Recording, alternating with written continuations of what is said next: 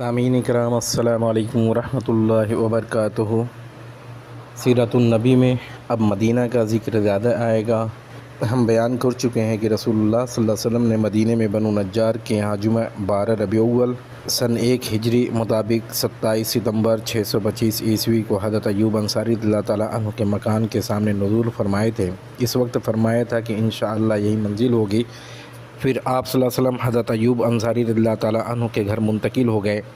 اس کے بعد نبی صلی اللہ علیہ وسلم کا پہلا قدم یہ تھا کہ آپ صلی اللہ علیہ وسلم مسجد نبی کی تعمیر شروع کی اور اس کے لیے وہی جگہ منتخب کی جہاں آپ صلی اللہ علیہ وسلم کی اونٹنی بیٹھی تھی۔ یہ زمین کے مالک 2 یتیم بچے تھے۔ آپ صلی اللہ علیہ وسلم نے ان سے یہ زمین قیمتاً خریدی اور نفس بنفس مسجد کی تعمیر میں شریک ہو گئے۔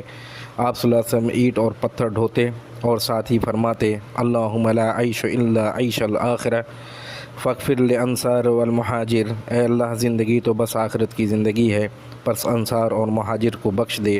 یہ بھی فرماتے ھذا الحمال لا حمال خیبر ھذا ابر ربنا واطہر، یہ بوجھ خیبر کا بوجھ نہیں ہے، یہ ہمارے پروردگار کی قسم زیادہ نیک اور پاکیزہ ہے۔ اس زمین میں مشرکین کی چند قبریں تھیں، کچھ ویرانہ بھی تھا، کھجور اور گرکے کے چند درخت بھی تھے۔ رسول اللہ صلی اللہ علیہ وسلم نے مشرکین کی قبر اکھڑوا دی، ویرانہ برابر کروا دیا، کھجور اور درختوں کو کاٹ کر قبلہ کی جانب لگا دیا۔ اس وقت قبلہ بیت المقدس تھا۔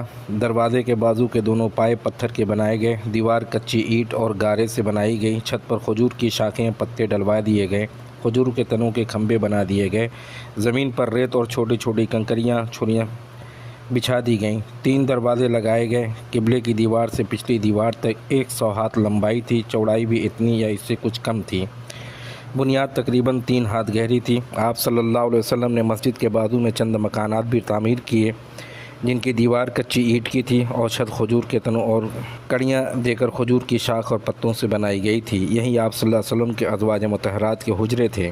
ان حجروں کی تعمیر مکمل ہو جانے کے بعد آپ صلی اللہ علیہ وسلم حضرت ایوب رضی اللہ تعالیٰ عنہ ابو ایوب انصاری رضی اللہ تعالیٰ عنہ کے مکان سے یہیں منتقل ہو گئے۔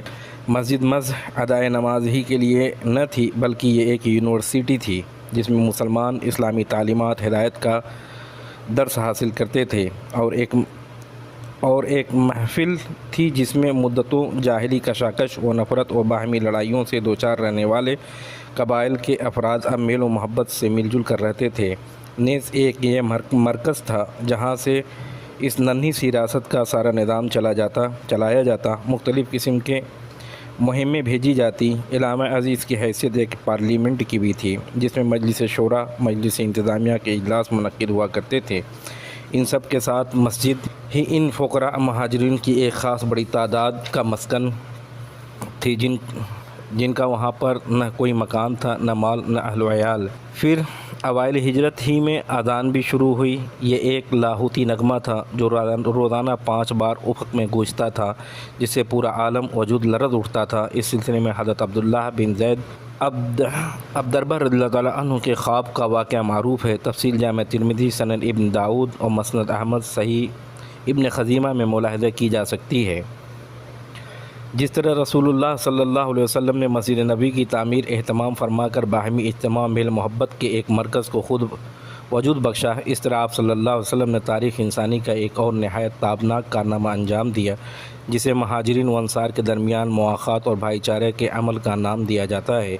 ابن قیم لکھتے ہیں پھر رسول اللہ صلی اللہ علیہ وسلم نے حضرت انس بن مالک رضی اللہ تعالیٰ عنہ کے مکان میں مہاجرین و انصار کے درمیان بھائی چارہ کرایا۔ کل 90 آدمی تھے، آدھے مہاجر اور آدھے انصار۔ بھائی چارے کی بنیاد یہ تھی ایک دوسرے کے غمخوار ہوں، موت کے بعد نسبی قرابت داروں کے بجائے یہی ایک دوسرے کے وارث ہوں گے۔ وارث کا یہ حکم جنگ بدر تک قائم رہا۔ پھر یہ آیت نازل ہوئی نسبی قرابت دار ایک دوسرے کے زیادہ حقدار ہیں یعنی وارث میں، تو انصار و مہاجرین میں باہمی توارث کا حکم ختم کر دیا گیا لیکن بھائی چارے کا عہد باقی رہا۔ کہا جاتا ہے کہ آپ صلی اللہ علیہ وسلم نے ایک اور بھائی چارہ کرایا تھا جو خود باہم مہاجرین کے درمیان تھے، لیکن پہلی بات ہی ثابت ہے۔ یوں بھی مہاجرین اپنی باہمی اسلامی اخوت، وطنی اخوت و رشتہ دار قرابت داری کی اخوت کی بنا پر آپس میں اب مزید کسی بھائی چارے کی محتاج نہ تھے، جبکہ مہاجرین اور انصار کا معاملہ اس سے مختلف تھا۔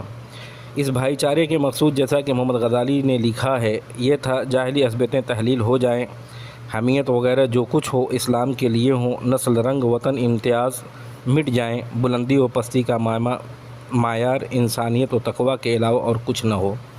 رسول اللہ صلی اللہ علیہ وسلم نے اس بھائی چارے کو محض کھوکھلے الفاظ کا جامہ نہیں پہنایا تھا، بلکہ اسے ایک ایسا نافذ العمل عہد پیمان قرار دیا تھا جو خون اور مال سے مربوط تھا۔ یہ خالی خلی اسلامی اور مبارکباد نہ تھی، زبان پر وانی کے ساتھ جاری رہے، مگر نتیجہ کچھ نہ ہو، بلکہ اس بھائی چارے کے ساتھ ایثار، غمگساری اور معاونت کے جذبات بھی مخلوط تھے۔ اس لیے اس نے نئے معاشرے کو بڑے نادر اور تابناک کارناموں سے پر کر دیا تھا۔ چنانچہ صحیح بخاری میں مروی ہے کہ مہاجرین جب مدینہ تشریف لائے تو رسول اللہ صلی اللہ علیہ وسلم نے حضرت عبد الرحمن بن عوف رضی اللہ تعالیٰ سعد بن ربیعہ کے درمیان بھائی چارہ کرا دیا۔ اس کے بعد حضرت سعد نے حضرت عبد الرحمن رضی اللہ تعالیٰ عنہ سے کہا، انصار میں سب سے زیادہ مالدار ہو، آپ صلی اللہ علیہ وسلم میرا مال 2 حصے میں بانٹ کر آدھا لے لیں، اور میری 2 بیویاں ہیں، آپ دیکھ لیں جو زیادہ پسند ہو مجھے بتا دیں، میں اسے طلاق دے دوں، عدت گزرنے کے بعد آپ اس سے شادی کر لیں۔ حضرت عبد الرحمن رضی اللہ تعالیٰ عنہ نے کہا، اللہ آپ کے اہل و مال میں برکت دے، آپ لوگوں کا بازار کہاں ہے؟ لوگوں نے انہیں بنو کنیکا کا بازار بتلا دیا۔ واپس آئے تو ان کے پاس کچھ فاضل پنیر اور گھی تھا۔ اس کے بعد وہ روزانہ جاتے، پھر ایک دن آئے تو ان پر زردی کا اثر تھا۔ نبی صلی اللہ علیہ وسلم نے دریافت فرمایا، یہ کیا ہے؟ انہوں نے کہا، میں نے شادی کی ہے۔ آپ صلی اللہ علیہ وسلم نے فرمایا، عورت کو مہر کتنا دیا ہے؟ بولے، 1 نواح یعنی گٹھلی کے ہم وزن، یعنی کوئی 1.25 تولہ سونا۔ اس طرح حضرت ابو ہریرہ رضی اللہ تعالیٰ عنہ سے ایک روایت آئی ہے کہ انصار نے نبی صلی اللہ علیہ وسلم سے عرض کیا، آپ صلی اللہ علیہ وسلم ہمارے درمیان، ہمارے بھائیوں کے درمیان ہمارے کھجور کے باغات تقسیم فرما دیں۔ آپ صلی اللہ علیہ وسلم نے فرمایا، نہیں۔ انصار نے کہا، تب آپ لوگ یعنی مہاجر ہمارے کام کر دیا کریں اور ہم پھل میں آپ لوگوں کو شریک رکھیں۔ انہوں نے کہا، ٹھیک ہے، ہم نے بات سنی اور مان لی۔ اس سے اندازہ کیا جا سکتا ہے کہ انصار نے کس طرح بڑھ چڑھ کر اپنے مہاجر بھائیوں کا اعزاز و اکرام کیا، کس قدر محبت و خلوص، ایثار و قربانی سے کام لیا۔ مہاجر ان کی اس کرم نوازش کی کتنی قدر کرتے تھے، چنانچہ انہوں نے اس کا کوئی غلط فائدہ نہیں اٹھایا، بلکہ ان سے صرف اتنا ہی حاصل کیا جس سے وہ اپنی ٹوٹی ہوئی معیشت کی کمر سیدھی کر سکتے ہیں۔ اور حق یہ ہے کہ یہ بھائی چارہ ایک نادر حکمت اور حکیمانہ سیاست اور مسلمان کو درپیش بہت سارے مسائل کا ایک بہترین حل تھا۔